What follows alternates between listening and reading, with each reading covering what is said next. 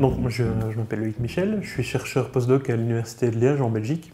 Donc mon rôle ici dans la mission, en fait, je travaille sur les interactions alimentaires, donc sur la structure des réseaux alimentaires, sur qui mange qui, essentiellement sur les communautés d'invertébrés benthiques, donc les invertébrés qui vivent sur le fond de la mer. Pourquoi c'est important d'étudier ça? En fait, parce que les réseaux alimentaires, ça va vraiment former une sorte de trame qui connecte tous les organismes, animaux, végétaux ou micro-organismes qui vivent dans un écosystème ensemble. Et donc, par exemple, dans le cadre du changement global, c'est très important parce qu'une perturbation qui va impacter spécifiquement un organisme peut se propager à l'écosystème entier, en fait, via ces interactions directes ou indirectes, et donc avoir des conséquences bien plus graves que ce qu'on pourrait envisager au départ. Alors, les réseaux trophiques en milieu marin, donc les réseaux alimentaires en milieu marin, ils sont extrêmement complexes. Par exemple, ici, il y a plein d'espèces d'algues différentes, il y a du sédiment, il y a des choses dans la colonne d'eau, beaucoup de producteurs différents, des organismes qui peuvent changer de régime alimentaire selon leur stade de vie, selon la période de l'année, selon vraiment plein de facteurs. Donc il faut des techniques adaptées pour arriver à comprendre et à étudier ces interactions alimentaires qui sont très complexes.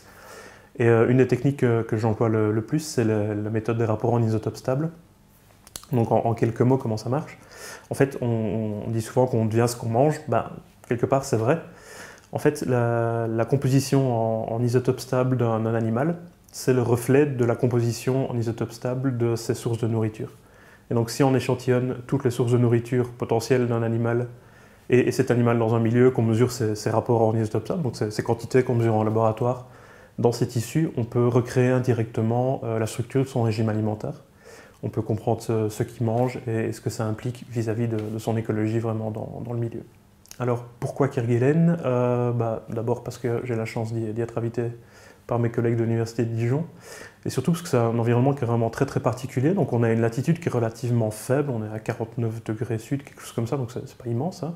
C'est comparable avec la France métropolitaine dans l'hémisphère nord. Par contre, on a une faune qui est vraiment extrêmement particulière et qui partage notamment des affinités avec la faune de milieu antarctique qu'on rencontre bien plus au sud.